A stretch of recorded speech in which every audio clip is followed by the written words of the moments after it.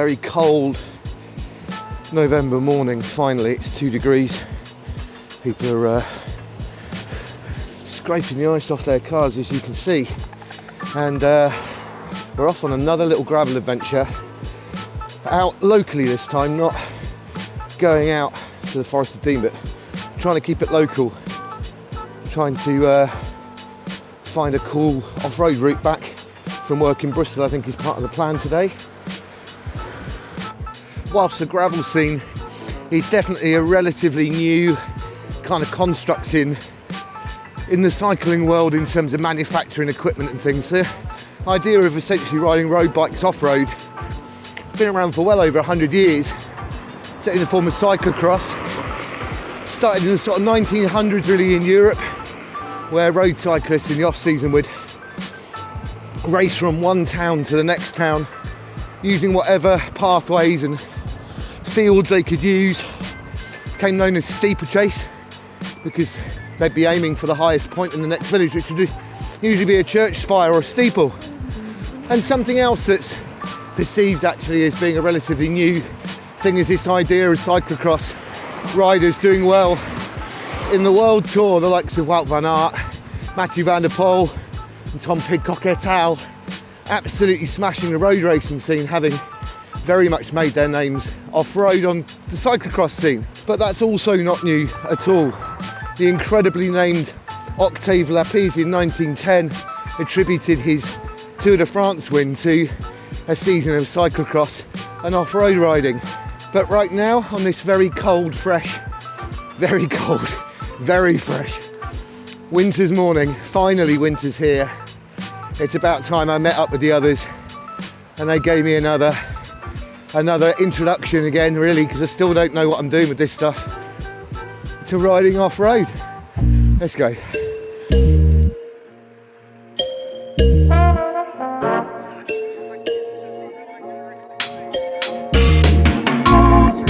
Oh my God, you're in shorts. Yeah. That was my first Okay. I said to Ross, I saw Dave out the corner of my eye and I was about to go to Katie. Look at that. Yeah, that's after.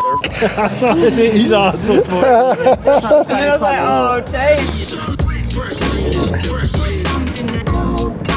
Yeah, I reckon this is where the Yatton Gimp hangs out. What? The Yatton Gimp. The Gimp of Somerset. I reckon this is his lair. Okay, so this is going to take some sort of explaining. We're heading towards the area of Somerset that contains the towns and villages of Yatton, Claverham, Congsbury, Cleve.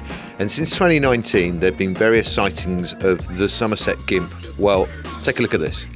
A woman says she is scared to go out after enduring a terrifying encounter with a man wearing a gimp suit in Claverham, a village in Somerset. Police said there had been a small number of reports of a man jumping out at people in the area and said they were keeping an open mind about the motive. And apparently recently they've arrested somebody for it, so that should put pay to any of this silliness.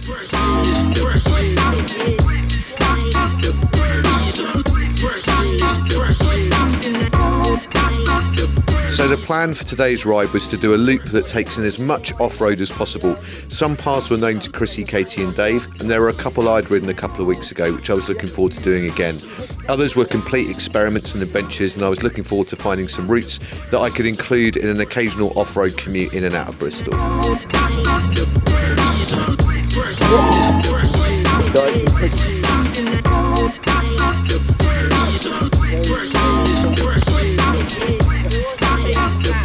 Others, absolutely. It's just an entire Nick Drake album in a single vision. Oh, me, that is cold. Dave, you are brave.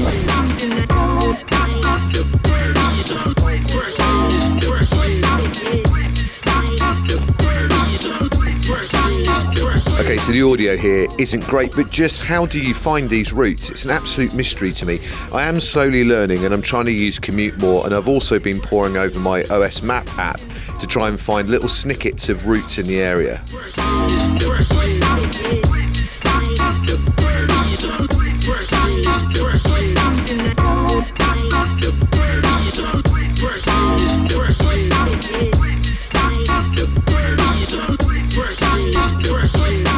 What a view.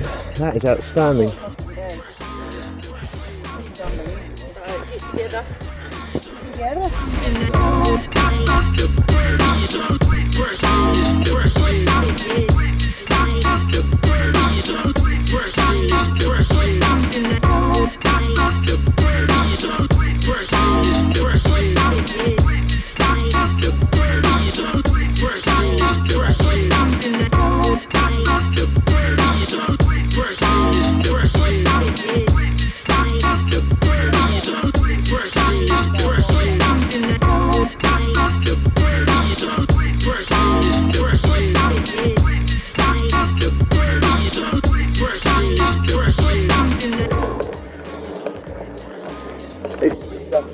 Again, the audio's not great here. To summarise, I'm struggling on the climbs.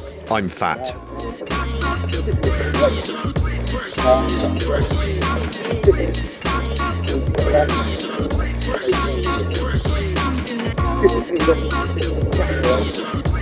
And so we turned into Ashton Court, and I thought I knew where we were going. But before I knew it, we turned left off of the plateau onto the mountain bike trails.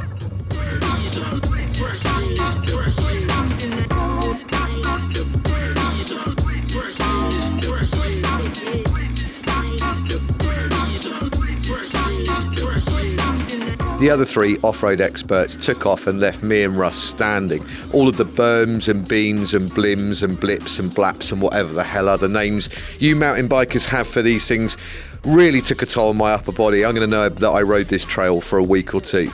They were so far out of sight, I actually had to stop a mountain biker and ask them if they'd seen anybody. He didn't seem very happy.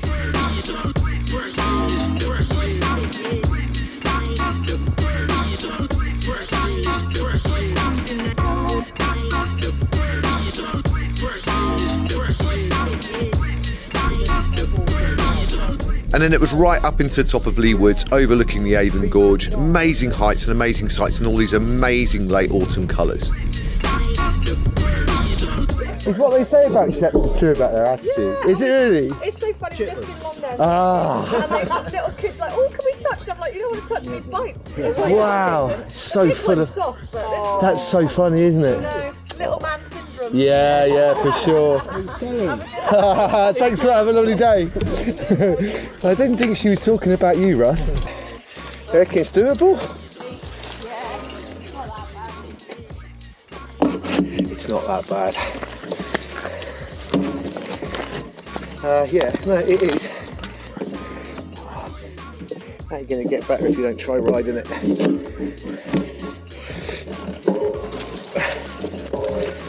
Trouble is getting going in it.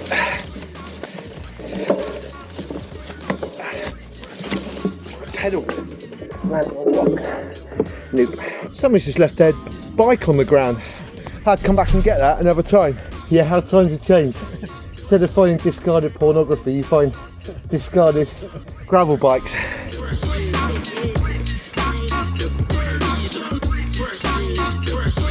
As with anything on video, the angle of this hill does not translate, and I promise you I did try and ride as much as I could. I found it really tough.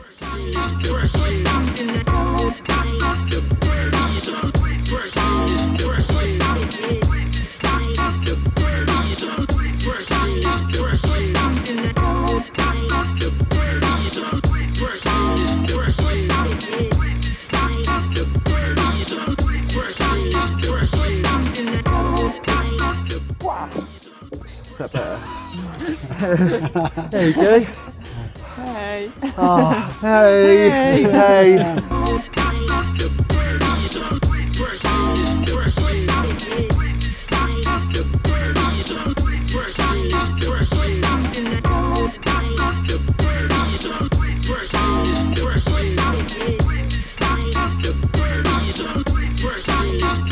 And then we came across this insane drop off into a valley, Katie just flying off into the distance, Dave having to do a Tom Pidcock Superman, and gutsy Russ giving it his best effort to try and get down there. Chrissy and I didn't even bother trying.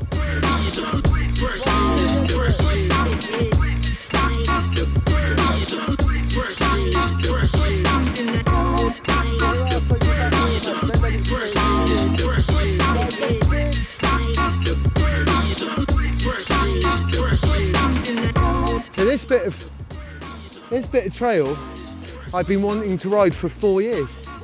Yeah, I met Simon Richardson, you know, GCN dude, along here. I was walking the dogs and he looked so cool riding along here that I was like, I want to do that one day. And now here we are. Let's hope I don't fall off, hey?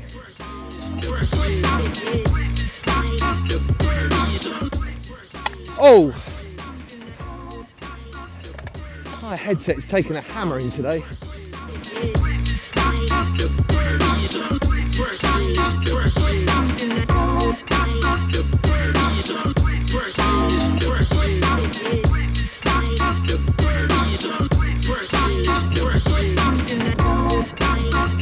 And so coming past the Tinsfield National Trust House, there was one bit of trail that I wasn't able to ride the first time I did this, and I was able to get down it, albeit not in a very elegant way this time. Yeah, I've gone cliff all the way, but... Sorry, that's just really made me chuckle. You so cool. Are you going to do that bit? No, I don't think so, because I don't like it. He's really reasonable, and so you can't argue with that. You can't, okay.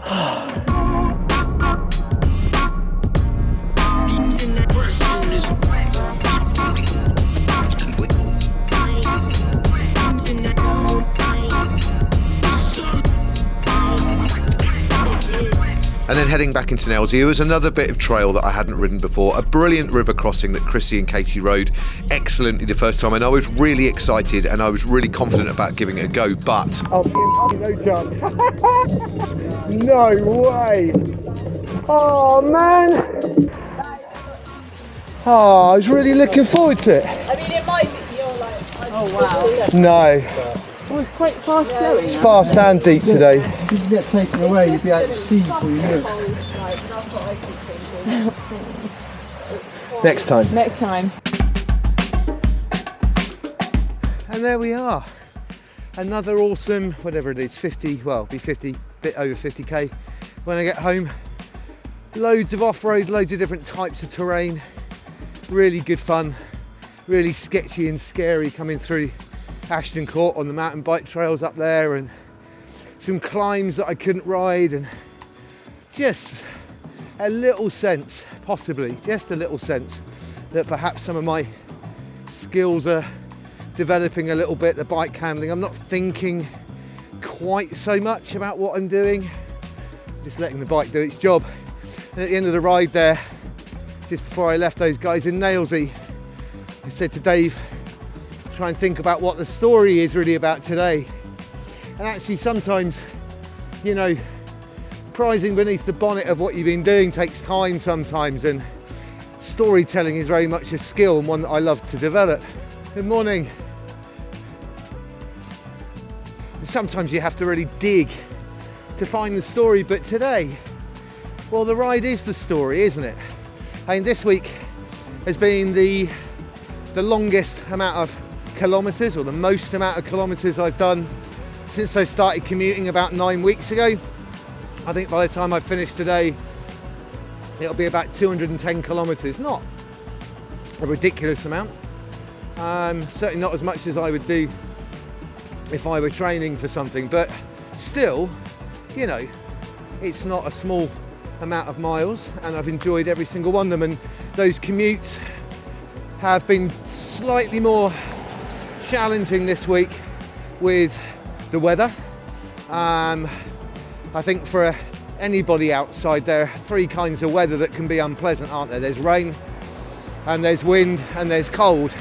And this week has had all three of those, but all fortunately individually. It hasn't been rainy and windy or cold and windy, it's just been one of them at a time. Today started off cold and got much warmer as the day went on, and now it's pretty toasty. But the story of today is just that. You know, we started off in the cold, 5 of us, and we went for a good old explore on paths and bridleways and droves and gravel tracks that, you know, we just didn't really know what they were going to be like or where they were going to go. And it's all about having an adventure. and it's all about getting outside and getting in the fresh air, which unfortunately I've decided to take the road home rather than North Drove, which runs parallel to this, which I should have done in hindsight, but I need to get home. So that's the video for this bike ride. I've thoroughly enjoyed it, as ever. Thoroughly enjoyed the company of my 4 intrepid and highly skilled off-road friends that I'm learning from every single day that I ride with them, seeing their different styles, Dave's strength and technical skill and being able to hop over stuff, and Katie and Chris's ability to glide over stuff and seemingly float. And Russ, well, Russ is a newbie to it like me, but by God, has that bloke got some guts. He will bloody give everything a go, and he will try, and he will try. So I'm learning off them all, and that's the fun bit of this learning experience. Have a great week. I will see you lot on a video next week sometime. Mate.